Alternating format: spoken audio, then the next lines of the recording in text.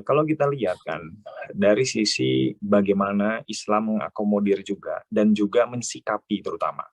Karena kalau sudah berbicara separatisme atau memisahkan diri dari negara, ini kan sesuatu hal yang sangat krusial ya sifatnya gitu. Dan sepertinya juga pernah dahulu ada kasus-kasus yang di masa-masa khalifahan atau di masa-masa pada saat Islam berjaya itu terjadi hal demikian. Bagaimana sih sebenarnya Kiai kalau kita lihat bagaimana Islam memandang ketika ada sebagian dari orang-orang atau sekelompok orang yang ingin memisahkan diri dari sebuah negara?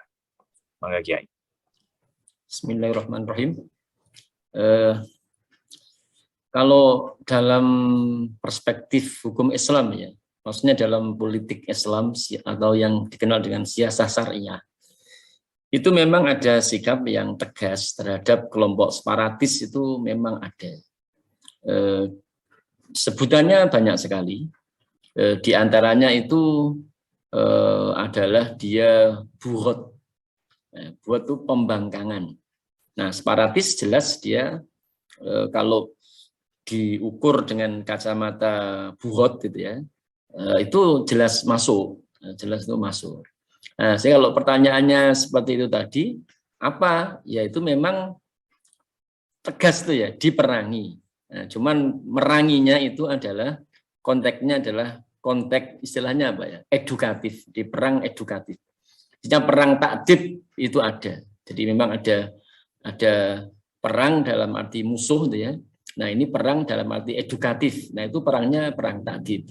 Nah, itu mempunyai dampak terhadap perlakuan dari negara kepada pihak-pihak yang terlibat, itu nanti diperlakukan seperti apa. Itu kalau pertanyaannya bagaimana di Islam itu ya, itu seperti apa, itu ya tadi itu memang ada hukumnya. Namun sebagaimana saat ini itu ya yang terjadi, maka dalam sejarah penerapan Islam itu juga tidak terlepas dari faktor-faktor politik luar. Nah, itu sebagai contoh ya, ketika kaum muslimin itu punya kekuasaan global ya, yaitu waktu itu diwakili oleh Ottoman atau Utsmani. Itu kan beberapa negeri di Balkan itu kan juga apa ya, ya kayak terprovokasi oleh beberapa negara dari Eropa yang saat itu memang sangat isu nasionalisme itu muncul, dan itu ternyata berpengaruh juga. Nah, satu sisi memang istilahnya keadilan untuk yang ada di negeri tersebut itu tidak kayak terpenuhi, kayak dibiarkan itu loh. Nah, sehingga ini berdampak bahwasannya proses disintegrasinya itu lebih cepat dari yang diperkirakan. Sehingga sangat cepat sekali. Makanya kan Balkan itu, kalau ini kan dalam sejarah Islam ya, Balkan itu adalah ya termasuk daerah yang mengalami disintegrasi awal dari wilayah Ottoman saat itu. Nah, karena apa? Karena satu sisi itu ya, itu memang keadilan untuk sana itu tidak dipenuhi, dan sisi yang lain memang yang perang takdib itu dijalankan. Nah, sehingga ini memang harus menjadi pelajaran juga kan.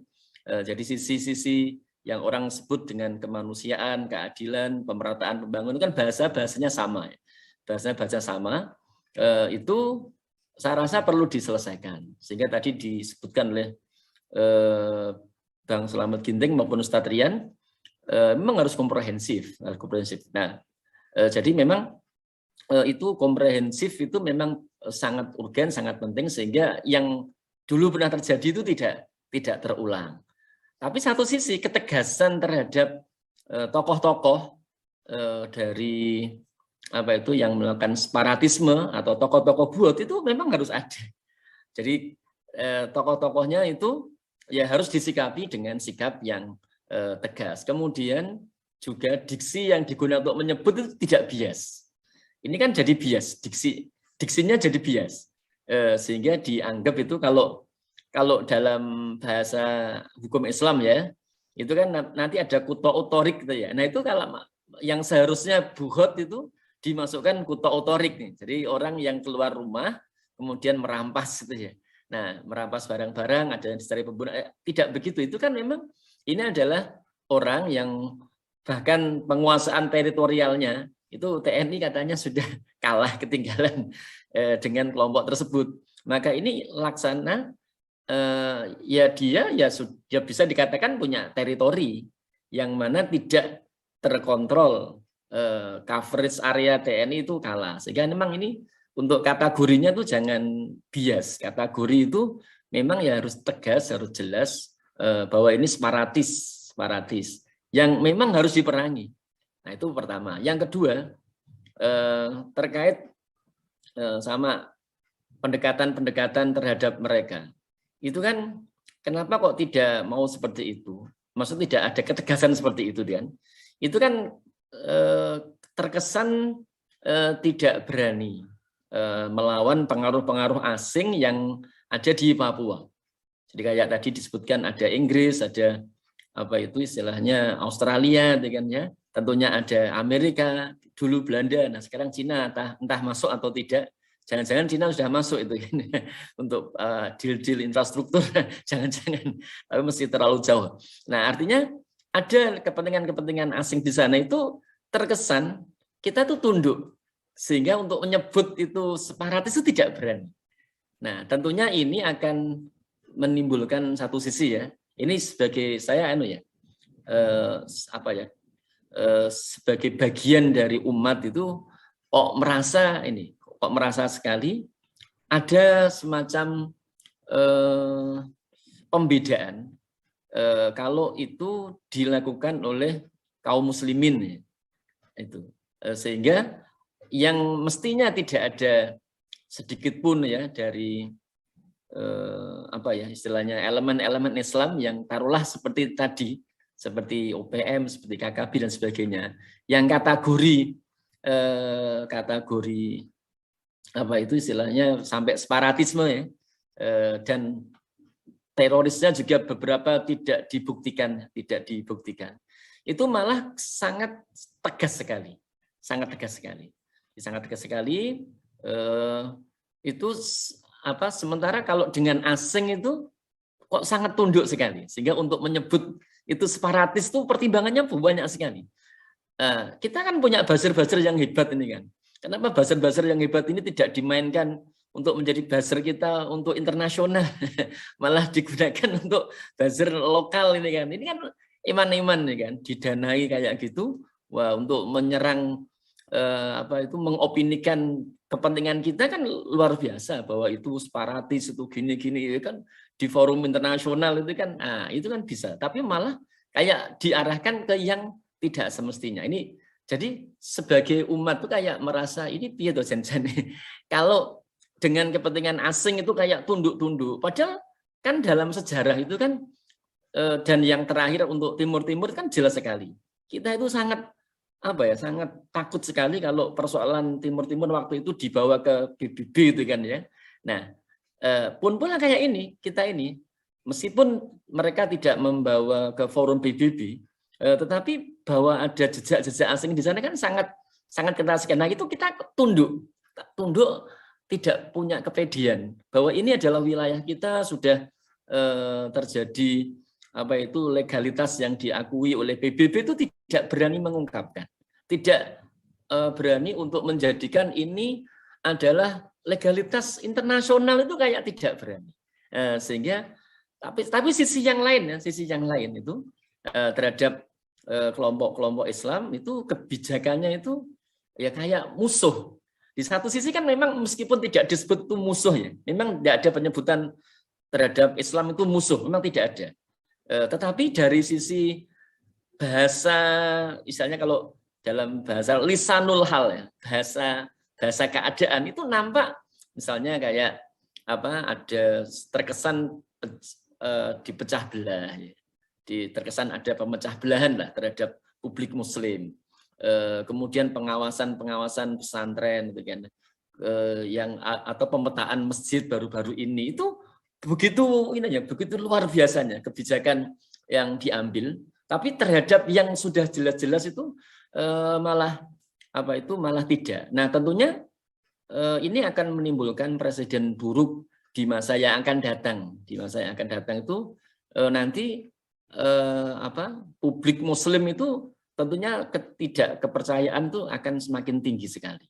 Dan itu tentunya kekuatan negara, sementara publik Muslim ini kan kekuatan yang besar ya, yang tidak bisa dibiarkan begitu saja, dan tidak hanya itu, tapi bagian dari umat ini kan publik Muslim. Nah, itu malah kayak kalau dalam bahasa Jawa dikuyo-kuyo. Nah, ini saya rasa berselancar di Papua itu tidak harus menampakkan ketidakadilan kepada publik Muslim. Nah, ini yang sangat penting sekali karena memang ya harus integratif itu kan ya, harus terpadu. Jadi jangan sampai ketidakpedian harus berselancar. Tadi mendengar penjelasan Bung Slamet itu luar biasa kompleks masalah di sana itu kan ya.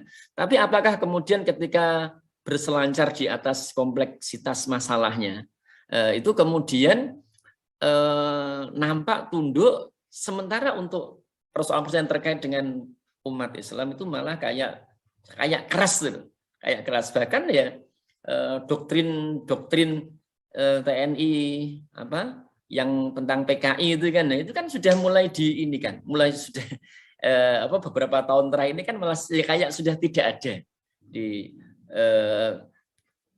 yang ada itu ya ekstrim kanan, ekstrim kiri itu sudah tidak ada, kan orang bacanya begitu, baca publik itu begitu. Makanya ini tentunya akan potensial sekali untuk menimbulkan kegaduhan. Makanya ini kalau dalam pandangan saya sebagai bagian dari umat, satu, ada ketegasan untuk ke Papua dari diksi, dari tindakan, dan jangan terkesan takut dengan kepentingan asing, malah ini harusnya diangkat. Seperti kepandaian buzzer kita itu kan sangat pandai, ini harus diangkat. Ini banyak sisi-sisi yang kita itu sebenarnya di atas angin, terhadap Barat. Nah, dan mungkin tadi Bung Rian menyebut Cina, apalagi Cina kan sekarang dominan di regional. Ini kan harus dimanfaatkan momentum ini kan. Momentum Cina sedang naik pengaruhnya di regional itu kan saya rasa akan menjadikan Barat sendiri yang punya kepentingan itu kan juga akan mempertimbangkan. Nah, ini momentum itu dimanfaatkan untuk bersikap tegas terhadap kelompok separatis. Gitu kira-kira Bang Karna. Ya, Kiai. Kalau kita melihat secara ke depan, Kiai, kalaulah misalkan dari sisi TNI ini disfungsi terjadi kembali, artinya tidak optimal apa yang akan dilakukan, strategi-strategi yang kemungkinan besar akan menyelesaikan konflik di Papua Barat atau di Papua. Kemudian juga dari sisi internasional tekanan semakin kuat, eskalasinya semakin berat, tarik-menarik antar satu kepentingan dan kepentingan juga semakin kuat di antara elit politik kita. Apa yang kira-kira akan terjadi nanti? Apakah rakyat Papua sendiri yang akan menyelesaikan masalah ini dengan konsekuensi sama mungkin seperti Timor Leste gitu? Atau mungkin ada sebagian dari kaum Muslim juga yang kemungkinan besar, tadi disebutkan oleh Kiai bahwa kita sebagai kaum Muslim juga merasa didiskriminasikan dalam konteks beberapa kasus-kasus yang terjadi oleh negara hari ini, oleh penguasa hari ini. Namun kira-kira kalau memang semua mendapati jalan buntunya, apa yang akan kira-kira terjadi menurut Kiai? Saya mungkin tidak menguasai tentang wilayah di sana, tetapi kalau sekedar informasi itu sebenarnya Papua itu apakah semata-mata ya wilayah-wilayah yang saat ini berkecamuk gitu kan ya. Bagaimana dengan wilayah-wilayah yang biasanya Islam berkembang, itu kan wilayah pantai, kayak Fak-Fak gitu. Itu apakah bukan Papua? Nah, ini tidak pernah istilahnya dieksploitasi untuk mengatakan bahwasannya ini istilahnya Papua yang ini juga bagian Papua kan, bukan hanya yang ada di pegunungan saja yang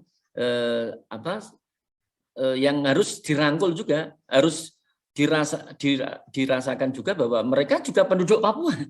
Ya, ini kan tidak pernah diilustrasi. Padahal itu kan luar biasa. Artinya jumlah penduduknya mungkin juga cukup lebih banyak. Kayak di Fak-Fak ya, Yang kedua adalah ya setelah pembangunan itu ada di Papua. Nah, itu kemudian beberapa orang kan itu ke sana. Maksudnya orang Jawa, orang Sulawesi itu kan banyak sekali sana. Nah, mereka sekarang sudah terlahir ya di Papua. Jadi kan generasi berikutnya kan ya tidak tahu rumahnya di Jawa kan tidak tahu. Mereka itu kan di sana. Nah, ini juga tidak pernah istilahnya dilibatkan atau dijadikan istilahnya ya batu ya untuk berpijak untuk menyelesaikan Papua lebih komprehensif. Jadi memang sebenarnya adanya beberapa wilayah yang tadi saya sebutkan tadi di pantai itu kan ya, yang juga saya rasa orang-orang dari luar yang tidak lahir yang istilahnya dari Jawa atau dari Solo sana itu saya rasa sangat bisa sekali untuk kemudian dioptimalkan peranannya dalam pembauran. Nah, saya jadinya terus saya tidak tahu persis. Mungkin Dr. Rian yang tadi punya data-datanya. Jangan-jangan dana yang segitu banyaknya itu salah tidak sampai pada tujuan. Tapi sangat dinikmati oleh ya penguasa-penguasa lokal lah itu. Nah, jangan-jangan begitu, artinya tidak sampai untuk peleburan. Jadi kan intinya sebenarnya kan peleburan. Di peleburan publik, kalau bahasa kita peleburan umat. Nah, itu harus ada belum lagi ada beberapa orang ya yang dakwah sampai masuk ke pedalaman ya. Mungkin kayak Bang Garamatan itu kan ya. Itu kan luar biasa. Itu kan juga Papua. Kalau dari sisi jumlahnya jangan-jangan lebih banyak orang-orang yang hari ini digarap oleh Bung Garamatan daripada istilahnya Belanda, Inggris menanam ranjau-ranjaunya, jangan-jangan yang digarap oleh dai-dai itu lebih banyak. Hidayatullah itu juga sudah jejaknya di Papua itu juga sudah sejak lama itu ada pesan-pesan Hidayatullah itu banyak sekali. Bahkan NU juga sudah ada cabang-cabangnya. Nah, ini saya rasa beberapa hal yang bisa dioptimalkan untuk peleburan. Saya rasa Papua tidak hanya di wilayah-wilayah yang tadi ya berkecamuk, bergejolak, tapi ada di wilayah-wilayah yang tadi ada Sorong, gitu ya, tempat kelahiran Bang Abalin, mungkin tidak tahu di daerah mana itu Bang Abalin. Jadi ini perlu dioptimalkan. Baik, Kiai. Jadi permasalahan Papua ini tidak sekedar hanya menyoroti di KKB saja ya, bahkan Kiai Fadoli tadi juga menyampaikan sebenarnya ada yang namanya perang taktik atau perang edukasi ya, Kiai ya. Memang ini menarik sekali, perang edukasi ini sangat tepat sebenarnya dilakukan oleh negara untuk bisa memberikan pemerataan informasi. Mungkin saja konflik itu terjadi karena salah paham, karena tidak sama informasi yang didapatkan, maklumat yang didapatkan. Baik, ini sangat menarik sekali pada sore hari ini, tapi coba kita bacakan terlebih dahulu beberapa komentar-komentar di YouTube nih. Alhamdulillah cukup banyak yang menyaksikan hari ini. Ada dari Depok, Bogor, dari Pasuruan, Masya Allah, dari berbagai macam daerah. Ada juga yang menjelaskan terkait dengan bagaimana banyak operasi-operasi yang dilakukan, terlebih ada Komando Mandala Pembebasan Irian Barat tahun 1961, ada operasi Jaya Wijaya. Jadi Masya Allah nih ada juga yang bertanya, nanti pertanyaan kita masukkan di sesi berikutnya nih. Masalah Papua memang tidak serius diberesi oleh pemerintah kita saat ini sepertinya. Yang ada hanya pengalihan isu-isu saja, seperti halnya IKN yang viral, malah urusan tempat buang jin yang harus warga sipil lakukan seperti apa. Ya. Nanti kita akan coba gulingkan di dalam diskusi kita.